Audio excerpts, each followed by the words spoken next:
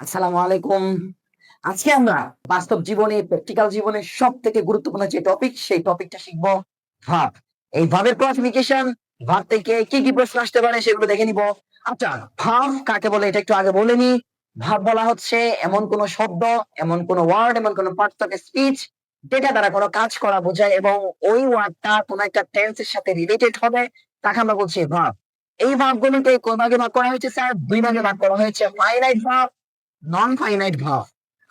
আমরা আজকের ভিডিওতে ফাইনাইট ভাব নিয়ে যাবতীয় আলোচনা করার চেষ্টা করব। আচ্ছা স্যার, ফাইনাইট ভাব কাকে বলে? ফাইনাইট ভাব হচ্ছে যে ভাবটা বললে ওই বাক্যের অর্থটা পূর্ণাঙ্গভাবে আসছে। যেমন আমি তোমাদেরকে যদি এক্সাম্পল দিই, হি রট আ একটি লেটার লিখেছিল সে। কিন্তু আমরা একটু এদিকে আসি, he has written a letter. একটু এদিকে তাকাও তো, আমি যদি হ্যাজটা মুছে ফেলি, হি রিটেন আ লেটার, মিনিং আসতেছে? আসতেছে না। যখন আমার মিনিং আসতেছে কোন শব্দ দ্বারা, ওটাকে আমরা বলছি ফাইনাইট ভাব বলছি। তাহলে স্যার, ফাইনাইট ভাব হচ্ছে যেই শব্দ দ্বারা বা যেই ভাব দ্বারা অর্থ পূর্ণাঙ্গভাবে প্রকাশ করা যায়, তাকে বলা হচ্ছে ফাইনাইট ভাব। আর যেই ওয়ার্ড দ্বারা অর্থ পূর্ণাঙ্গভাবে প্রকাশ করা যাচ্ছে না, তাকে বলা হয় নন ফাইনাইট ভাব। স্যার, এবার আমরা দেখব ফাইনাইট ভার্বের ক্লাসিফিকেশন। ফাইনাইট ভার্ব কত প্রকার হতে পারে? স্যার, নরমালি ফাইনাইট ভার্ব গুলো দুই রকম হতে পারে। ফাইনাইট ভার্ব স্যার কত রকম হতে পারে? দুই রকম হতে পারে। একটা হচ্ছে প্রিন্সিপাল ভার্ব আর একটা হচ্ছে অক্সিলারি ভার্ব। স্যার, আমরা জানি প্রিন্সিপাল মানে প্রধান। একটা বাক্যের মধ্যে যেই ভার্বটা মুখ্য, যেই ভার্বটা মূল অর্থ দেয়, তাকে বলা হচ্ছে প্রিন্সিপাল ভার্ব। প্রিন্সিপাল ভার্ব গুলো স্যার দুই রকম আছে, অবজেক্ট থাকবে কি থাকবে না, এবং অবজেক্ট গুলো কিরকম করে থাকবে, হ্যাঁ, সেগুলোর উপর ভিত্তি করে আমাদের ট্রানজিটিভ, ইনট্রানজিটিভ এই দুই ভাগে ভাগ করা হয়েছে আমাদের। হ্যাঁ, ফাইনাইট ভার্বের যে প্রিন্সিপাল ভার্ব আছে সেটাকে একটু ব্যাখ্যা করি। আমাদের ট্রানজিটিভ ভার্ব রয়েছে, ইনট্রানজিটিভ ভার্ব রয়েছে। আমরা জানি যখন প্রিন্সিপাল ভার্বকে কি বা কাকে দ্বারা প্রশ্ন করব, যদি উত্তর আসে, কি বা কাকে দ্বারা প্রশ্ন করার পর যদি উত্তর আসে, সেটাকে বলা হয় অবজেক্ট। সেটাকে বলা হয় কি স্যার? অবজেক্ট। আর যেই ভাবে অবজেক্ট থাকে তাকে বলা হয় ট্রানজিটিভ ভার্ব। বুঝতে পারছি?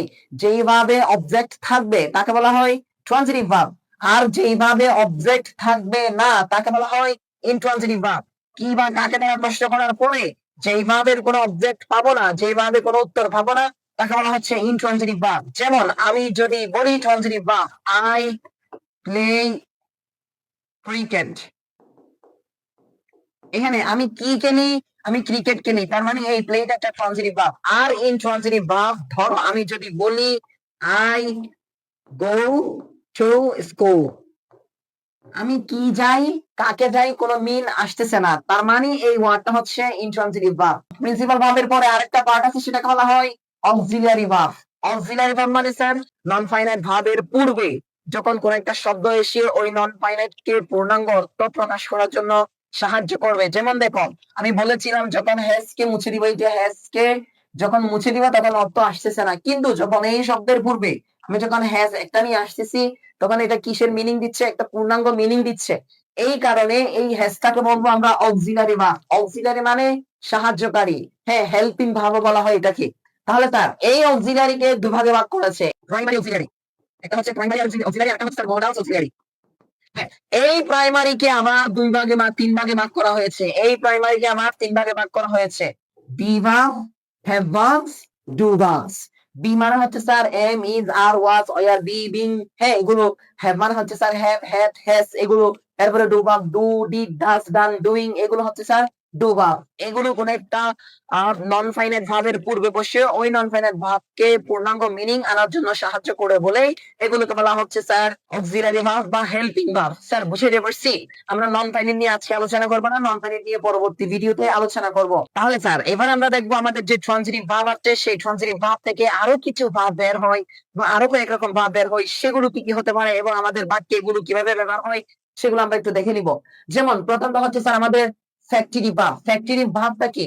ফ্যাক্টরি ভার্ব হচ্ছে স্যার এমন ভার্ব যেই ভার্বের পরে অবজেক্ট আছে, তারপরে কিন্তু অর্থ পরিপূর্ণভাবে বোঝানো যায় না। যেমন আমি যদি বলি উই মেড হিম, আমরা তাকে বানিয়েছি, এগুলো বাক্যটা পরিপূর্ণভাবে মিনিং আসতেছে না।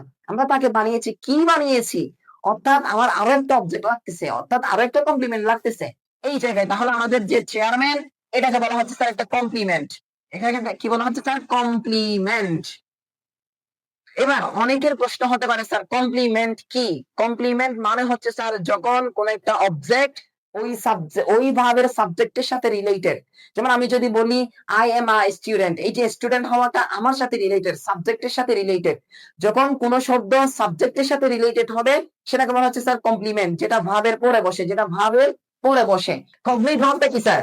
আমাদের ভাব থেকে অবজেক্ট বের হলে, যখন একটা ভাব থাকবে ওই ভাব থেকে অবজেক্ট বের হয়, অবজেক্টটা ওই ভাব থেকে বানানো হয় মূলত। যেমন দেখো হি সিংস আ সং, এখানে সিং থেকে সং আসছে, তার মানে এটা কি স্যার একটা কগনেট ভাব, এটা একটা কগনেট ভাব। গ্রুপ ভাবটা কি স্যার? আমাদের যখন ভাবের পরপরই একটা আমাদের প্রিপজিশন যুক্ত হয় সেটাকে আমরা বলছি গ্রুপ ভাব। যেমন দেখো এখানে একটা ওয়ার্ড দিয়েছি আমি, হি রানস আফটার, এই যে রান আছে, রানের পরে আফটার দিয়ে দিয়েছে। রান রান রানস আফটার মানে হচ্ছে কোন কিছুর পেছনে ছুটা, কোনো কিছুর পেছনে দৌড়া। তাহলে এই যে এখানে কি আছে, রানস আফটার মানে সে টাকার পেছনে দৌড়ে। এই যে এখানে আমাদের ভাবের পরপরই একটা কি দিয়ে দিয়েছে, আমাদের একটা প্রিপজিশন দিয়ে দিয়েছে, এটাকে বলা হচ্ছে sir phrasal verb, phrasal verb, অথবা এটাকে বলা হচ্ছে গ্রুপ ভার্ব। বুঝতে পারছি? এরপরে স্যার আমাদের রয়েছে রিফ্লেক্সিভ ভার্ব। রিফ্লেক্সিভ প্রোনাউন যেই ভার্বের মধ্যে লাগে সেটাই রিফ্লেক্সিভ ভার্ব। এটার সংজ্ঞাটা কি? মূলত যদি সাবজেক্ট ভার্বকে নিজের উপর অ্যাপ্লাই করে, যেমন হি কিলড হিমসেলফ, সে নিজেকে নিজে হত্যা করে ফেলেছে, এই যে সে যে কাজটা করেছে নিজের উপর অ্যাপ্লাই করেছে। ঠিক সেম ভাবে তুমি যদি বলো I love myself, she love herself, she loves herself, যাই বলো, এখন তুমি যদি এরকম তোমার রিফ্লেক্সিভ প্রোনাউন আসে, অর্থাৎ তুমি যদি কাজটা তোমার নিজের উপর অ্যাপ্লাই করো, তাহলে সেটা হয়ে যায় কি স্যার? সেটা হয়ে যায় আমাদের রিফ্লেক্সিভ ভার্ব। এরপরে রয়েছে sir causative verb. Sir causative verb মানে কি?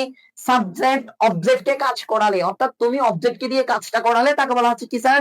Causative verb. যেমন দেখো his mother makes him take medicine, তার মা তাকে মেডিসিন নিতে বাধ্য করেছে, অর্থাৎ তাকে দিয়ে medicine নেওয়াইছে।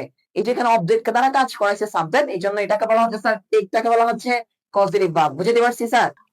Huffing and puffing we arrived the classroom door with only 7 seconds to spare. আচ্ছা এখানে দেখো, এখানে বলেছে arrived ওয়ার্ডটা কি?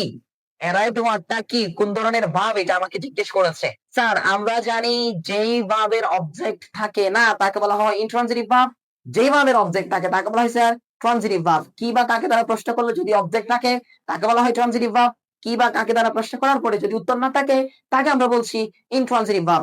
আর তোমাদেরকে আমি একটা শর্টকাট দেখাই দিই ইন্ট্রানজিটিভ ভাব চেনার। একটা শর্টকাট হচ্ছে আইটিভি।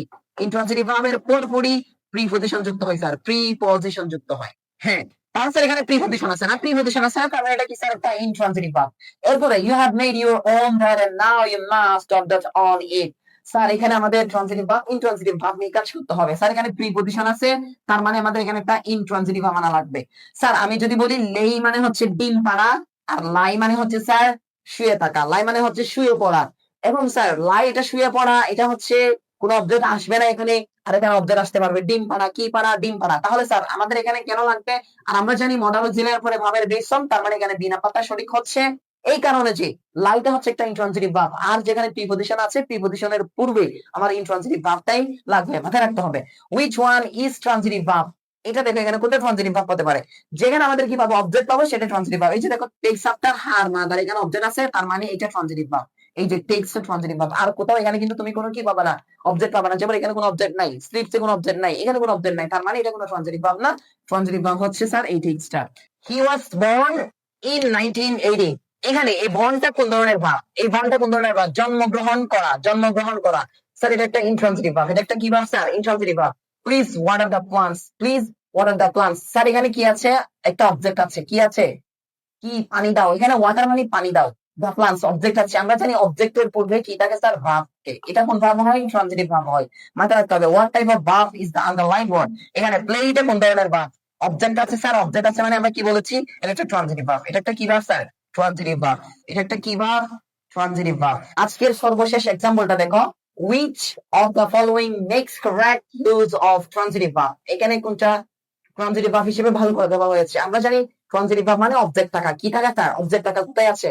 কোথাও অবজেক্ট নাই, অবজেক্ট নাই, অবজেক্ট নাই, অবজেক্ট আছে স্টপ বাকার, এই যে অবজেক্ট আছে, অবজেক্ট আছে মানে এটা সঠিক স্যার, এটা সঠিক। তাহলে আমরা দেখলাম ট্রানজিটিভ ভার্ব, ইনট্রানজিটিভ ভার্বের ব্যবহার এবং কিভাবে কিভাবে আমাদের ট্রানজিটিভ ভার্ব, ইনট্রানজিটিভ ভার্ব ব্যবহার হয়।